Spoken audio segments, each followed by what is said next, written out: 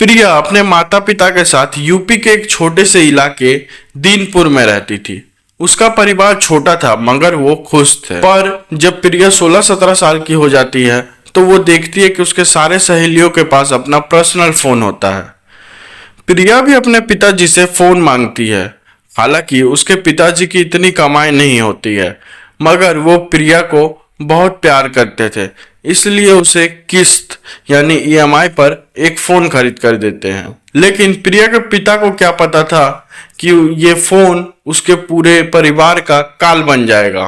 Phone मिलने के बाद प्रिया दिन भर अपने फोन में ही लगी रहती थी। फोन पर ही उसने एक 28 वर्षीय लड़के महेश से प्यार हो जाता है। प्रिया की जवानी अभी अभी शुरू ही हुई थी कि महेश उसकी जवानी को निचोड़ने लगता है।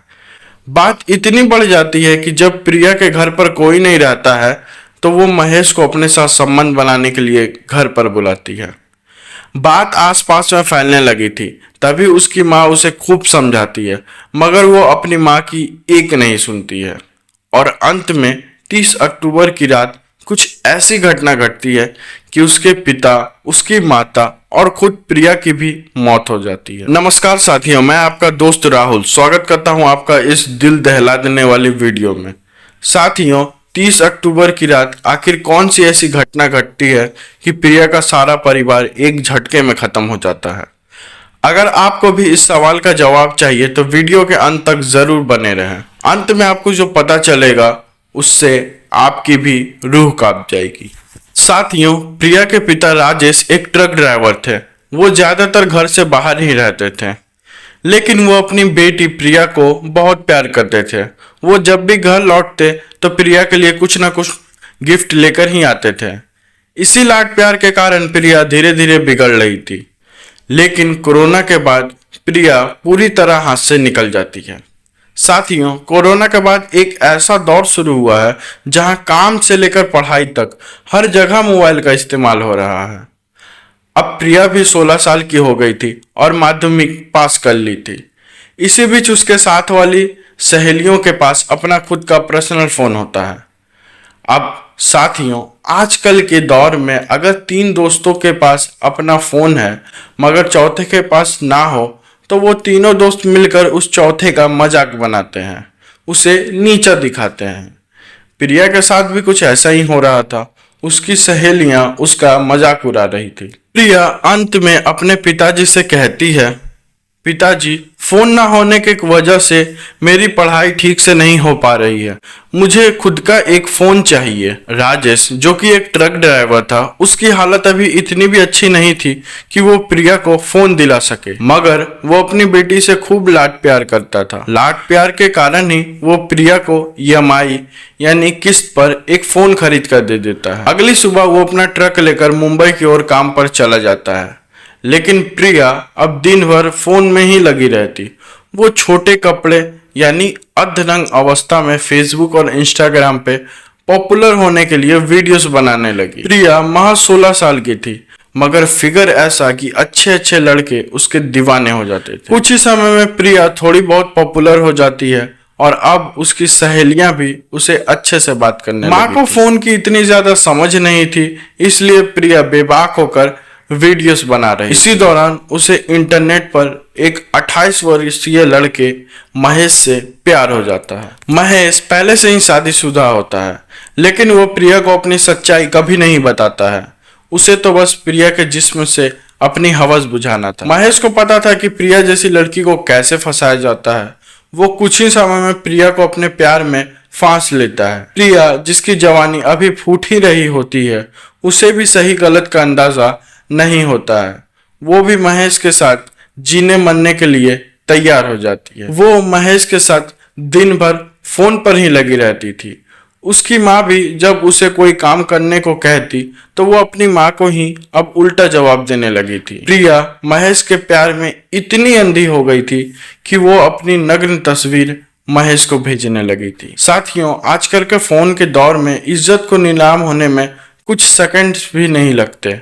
प्रिया के साथ भी आगे ऐसा ही होता है। बात इतनी बढ़ गई थी कि प्रिया महेश के साथ रोजाना पढ़ाई के बहाने मिलने जाने लगी। मगर दोस्तों, गांव देहात के इलाका था, अगर गांव वाले उन दोनों को कुछ करते हुए देख लेते तो बात फैल जाती। इसलिए प्रिया की माँ जब घर से बाहर जाती तो प्रिया महेश को अपने घर ही बुला लेती और उसके साथ संबंध बनाती। लेकिन आसपास के लोग महेश को आते जाते हुए देख लेते हैं।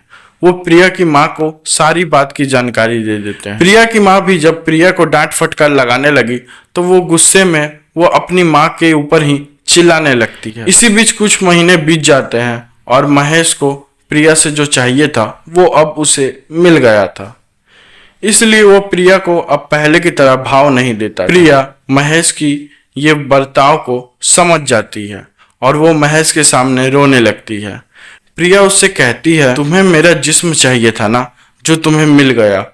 अब तुम मुझसे पीछा छुड़ाकर भाग रहे हो ताकि तुम्हें मुझसे शादी करनी ना पड़े।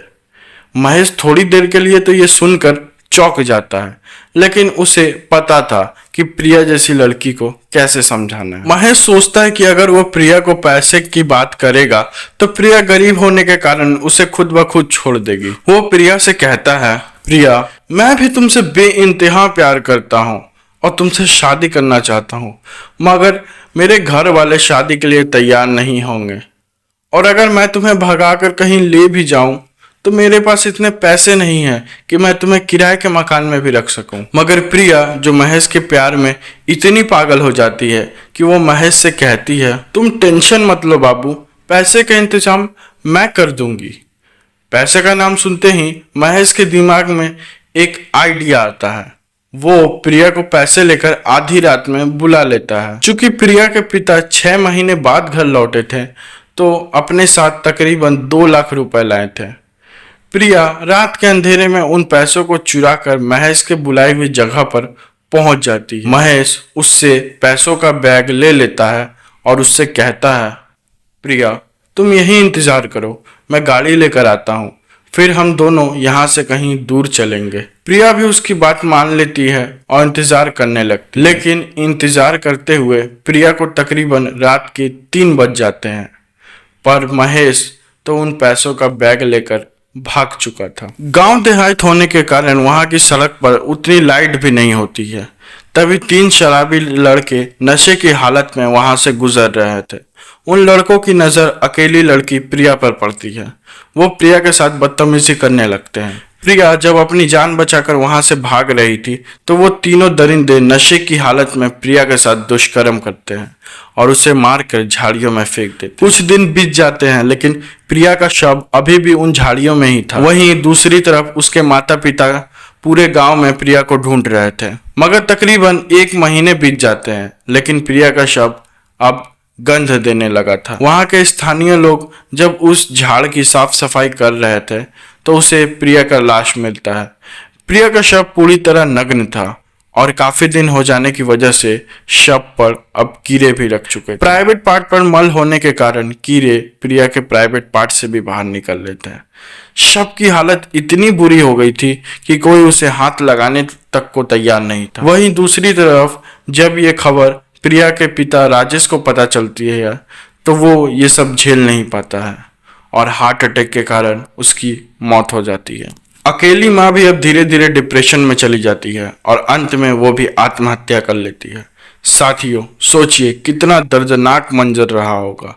लड़की की एक गलत कदम और पूरा परिवार तहस नहस हो जाता है। साथियों ये थी प्रिया की कहानी। आपको ये कहानी कैसी लगी हमें कमेंट में ज़रूर बताएं और अगर आपको ये वीडियो अच्छा लगा हो तो इस वीडियो को एक लाइक और चैनल को ज़रूर सब्सक्राइब कर दें।